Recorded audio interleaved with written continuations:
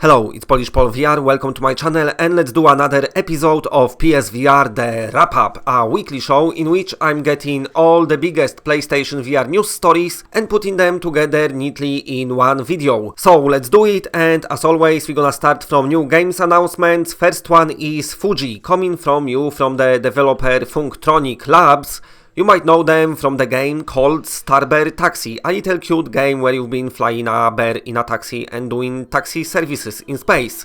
Sounds crazy, but that's what it was. Only couple of quid game and very nice for the price, but this is their new offering, and in this game you basically travel between the biomes and collecting seeds. Then you coming back home to your little garden and planting them seeds and looking after plants and they grow, and that's how you experiencing this. Now this is described more as an experience than a game, but it's been out on Quest and people liked it, so maybe when it comes to PSVR we're gonna like it too. Another new game announcement is Eclipse. Now this used to be an exclusive for Google's Daydream. As we know, Google stopped supporting Daydream now because it's kind of become very obsolete now and really got badly overtaken by every VR headset possible. So I think the developers want to introduce their great game to other platforms, because Eclipse was hands down the best Google Daydream game. Everyone who owned Daydream, they've been praising this game, so apparently it's awesome. In this game you crash landing on an alien planet, you don't know what's going on, so you start in exploring. To locomote you've got your little jetpack, but also later on you're gonna find like a magic wand what lets you interact with the world, and then the mystery will start unfolding. Because as you traversing through this planet, you suddenly realizing that there is some glimpses of civilization there. Somebody was here before you, so there is plenty of things to find out. So this should be with us at the beginning of next year and it should be really good. I wonder how the graphics gonna translate, as Google Daydream was pretty much just a mobile headset, so I wonder what the improvements gonna be on the PlayStation VR. And another game announcement is SPACETEAM VR. Now imagine you are in a spaceship with your friends, because it's a multiplayer co-op game, and you've been tasked with traveling as far as possible. And this sounds quite easy, you're like, I can easily do it. But now imagine your spaceship is really disastrous because everything what can breaking down. So you need to manage those breakages, you have to put down the fires and make sure everything's working right and make sure you do all your objectives, and the developers describing it as one of those panicky games. So basically you're going to be doing tons of shit at the same time and it's gonna be sending you mad, but also it's gonna be apparently very hilarious. Looks like a very nice idea, like a Star Trek Bridge Crew, but hilariously fun. Not saying that Bridge Crew wasn't fun, but it was more of a serious side once. This one is more of a silly side, which is nice. Okay, and now let's speak about some news stories. We've got some news stories that sadly couldn't make to my last week's news videos, but also, you know, we've got everything wrapped up as well from last week. Anyway, let's start from the Beat Saber, because what's happened is the Facebook bought it. So Beat Games are becoming part of Oculus Studios. They gonna be making exclusives for Oculus. Now they announced that everyone who bought Beat Saber on any platform, they still can use it, and of course it's gonna work fine, but also they still will be supporting it with all the new songs packs and stuff, which is nice because of course tons of people bought Beat Saber because it's absolutely amazing. But what this means in the future, when the new Beat Saber game comes out or a new game from the studio come out, then sadly it's probably not gonna ever be seen on PlayStation VR, because it's gonna come to Oculus headsets, which is your Rift and Quest, and whatever else Oculus gonna release in future, because they like to release their headsets. But anyway, that's the one story. Another story I want to talk about is the last Labyrinth. So before the game come out, the developers sent a free beta demo for some streamers to like play through it and do some videos. I've had one as well, and this demo basically was like 20 minutes of content from the game. And then after the game release, they took demo down from the PC side, but also they announced that this demo will be coming back and it's not gonna be only available on PC, but also it will be coming to PlayStation VR. So Last Labyrinth is one of those expensive games, $39.99, some people might think, I don't know if I want to spend it, but now when the demo releases, at least you're gonna be able to try it for free.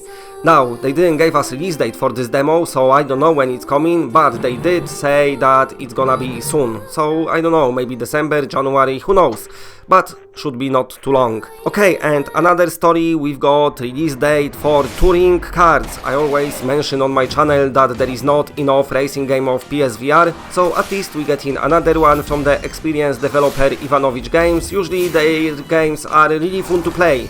They are indie studio, so they never graphically mind-blowing, but they do get in very innovative in the gameplay department, and touring KARTS feels the same as well, because this game is crazy. You've got those carts and they driving around these tracks, but it's a chaos. You've got hazards on tracks, tons of power-ups. You can mix your power-ups, also you've got tons and tons of tracks, so yeah, there's a lot to do in this game. They announced that touring KARTS will be with us on 12th of December, so not long to wait, under 2 weeks, happy times. And also I want to talk about another racing game for PlayStation VR, and a game that gave us release window. I want to talk about Mini MOTO Racing X from the Binary Mill, very nice developers. They released Rush and Gun Club VR, both games very popular, but now they're working on Mini MOTO Racing X, and they told us that this game is still on target and this game should be releasing in December. So super happy times, because it looks like in December we're gonna get actually 2 racing games. Which one you gonna choose? I don't know, I'm gonna play both of them, but if you got to choose one, please let me know in comment section which one will it be. Okay, and now let's talk about Ace Combat 7 drama. What's happened is Sony accidentally listed their latest DLC mission as the PlayStation VR mission. And people was like, whoa, wait a moment, hold on, what's happening here? We getting new VR mission for Ace Combat? Then somebody contacted somebody saying that they contacted developers, but I don't think there was developers, just like a studio, somebody PR, I don't know, but anyway, and the people said, yes, this is in VR, but in reality, Bandai Namco already announced that Ace Combat 7 DLCs not gonna be in VR. This one included, it's not in VR, so don't get misled. It was bit of a fuckery on Sony's side. Again, on the store it happens a lot. I don't know why they listing Ace Combat 7 missions as VR, because they not. But anyway, if you just wanted to buy it for VR, then don't bother, because there will be no VR in this mission at all. But saying that, Ace Combat 7 VR missions are super awesome, and I would absolutely love to play some more of them, and I don't know why Sony just not gonna just spend a bit of extra money and make them. Please do it. But I don't think it will ever happen unless somebody gonna manage to pull off some miracles. Okay, now next story I want to talk about is another bit of drama, and this is including Xbox, because the person who is super big head in Xbox, Phil Spencer, he said in an interview that Project Scarlet, their next gen Xbox, they not gonna bother with VR. He said nobody asking for it, so we not gonna do it. Now the VR community went to an outrage mode, everyone lost their shit on Twitter, everyone being like, how they can say that? People want VR, which is of course true. And also they pointed out that, you know, to innovate you have to sometimes risk things. But anyway, that's what Microsoft said, little sentence, and to be very frustrating for some people. Those things matter, okay? But anyway, even to make it funnier, the Sony's ex-boss and now head of indie studio, Shuhei Yoshida, tweeted and basically said, Sony likes to make things that nobody asking for sometimes. Something like that on those lines. So people of course enjoy this statement, and I did as well, because it's true, they innovating, and with this PSVR they definitely put a lot of effort to make VR mainstream. But anyway, just talking about it because it was nice little story, and another little kind of banter, let's say, maybe between Sony and Xbox, but definitely people alright, and I think Microsoft gonna lose out a lot, because VR eventually is destined to be massive, even though sometimes we thinking like, it will happen, don't worry, this is the future now, it's happening slowly. So yeah, cool shit on the horizon. As of now we have to play with shitty moves and no thumbsticks and have not the perfect tracking, but things will change. Okay, and just to end the video, here you have it in the background playing latest update for GT Sport, the November update. So as you can see, we get in some free cars. The update is already live, but I'm talking about it as well because what's happened is GT Sport releasing first ever paid DLC.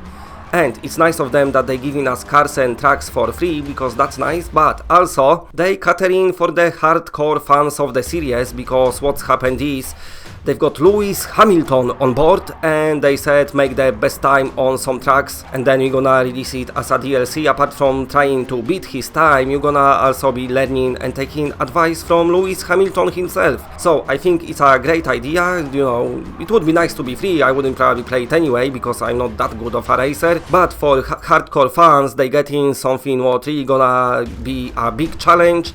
And for all the other fans of the series, they still introducing those monthly updates, which are for free, and we always getting some new cars or some new tracks. So I think they actually went in the right direction, and might be very fun DLC for some people. Okay, so that was the wrap up. That was all the big stories. I hope you enjoyed it, and of course, if you like what you see, then please press a like, because it does helps the channel a lot.